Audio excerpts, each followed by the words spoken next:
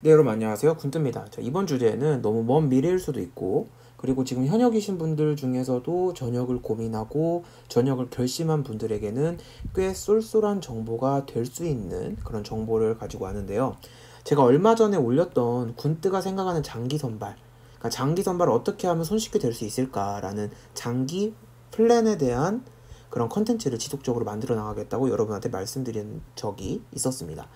여기에 이어서 장기 플랜뿐만 아니라 정말 내가 운이 너무 안 좋아서 티오가 정말 그 해에 얼마 없어서, 아니면 군 조직이 나랑 좀 맞지가 않아서, 아니면 좀 안 좋은 사건에 휘말려서 이렇게 좀 안타깝게 전역을 결심한 분들에게 전역을 하고 나서 또 다른 루트가 있을까?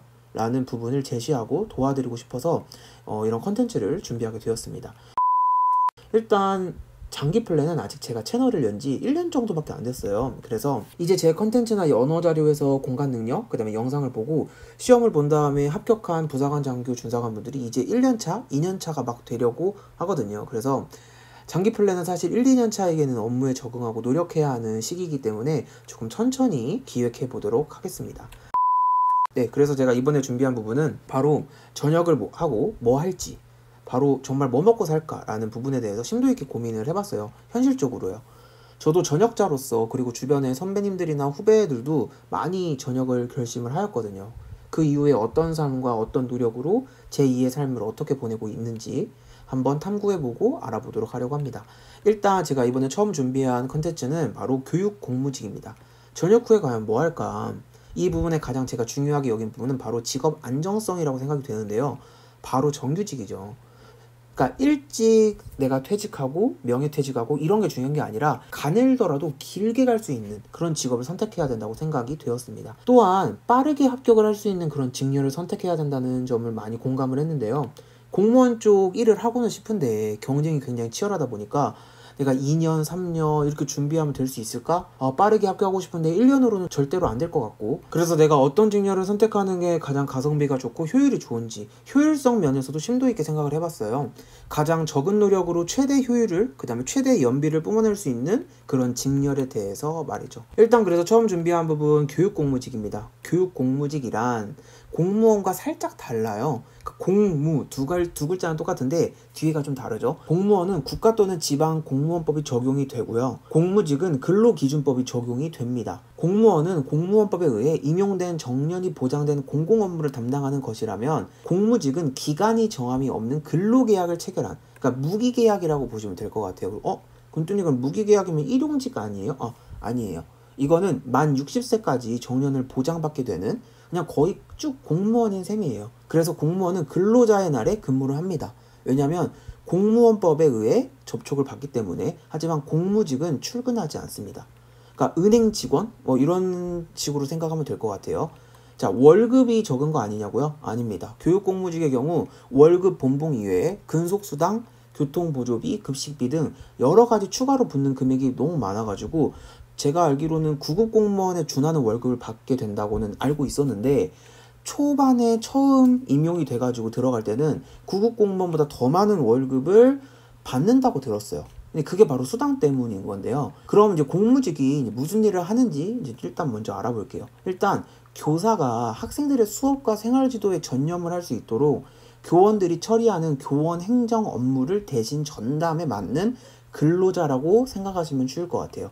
왜냐면 이제 선생님들이 학생들도 가르쳐야 되는데, 중학교 국어 선생님이에요. 국어를 가르쳐야 되는데 이게 막 계속 막 교육청이나 이런 관련 자료, 그 다음에 행정 업무가 너무 많아가지고 학생들을 일일이 이렇게 케어해주고 교육해주고 또 담임 선생님들은 할 게 또 많잖아요.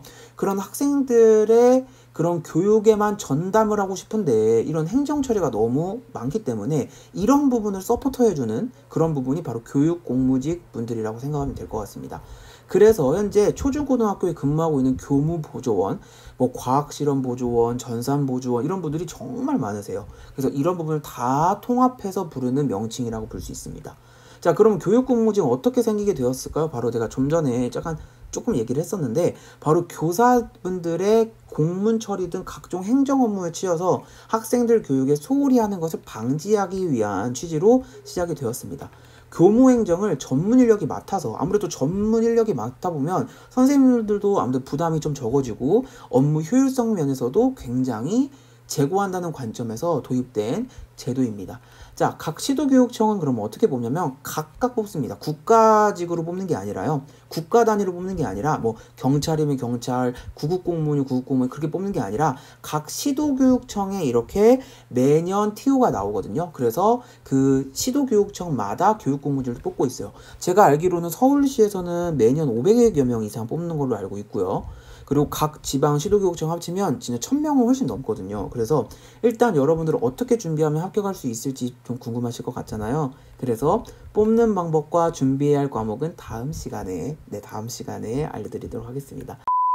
조금만 힌트 드리자면 놀라지 마세요. 여러분들 부사관, 장교, 준사관 누구죠? 바로 군뜨죠. 군뜨 간부선발 도구랑 정말 흡사한 소양평가를 치르게 되는데요. 바로 이 소양평가, 교육공무직 준비하는 분들이 보는 소양평가에도 언어능력, 자료에서 공간능력, 지각속도가 있습니다. 좀 놀라셨죠? 저도 처음에 좀 놀랐어요. 그래서 앞으로 공무직 특집으로 준비 방법과 어떻게 채용이 이루어지는지, 그리고 공채 시에 시험 과목과 응시 자격, 그 다음에 시험 방법은 어떻게 되는지, 일정은 어떻게 되는지 좀 디테일하게 한번 쭉 알아보도록 하겠습니다. 자, 공무직 편이 끝나면 이제 제가 다른 쪽도 한번 직업을 알아보려고 해요. 그래서 그쪽 부분도 좀 심도 있게 진행을 하도록 하겠습니다. 사실 전역하신 선배님이 교육공무직 준비한다고 하셔가지고 관심이 많이 가더라고요. 교육공무직에 대해서 궁금했거나 아니면 지금 준비 중이신 모든 지원생들, 그리고 되고자 하시는 모든 분들에게 실질적인 도움이 되도록 저도 열심히 영상을 만들어 보겠습니다. 그리고 간부선발도구는 역시 군뜨기 때문에 이 소양평가 쪽도 제가 한번 열심히 노력을 해볼게요. 네, 그리고 저는 다음 시간에 또 찾아뵙겠습니다. 도움이 되셨다면 좋아요, 구독, 알람 설정 꼭 눌러주세요.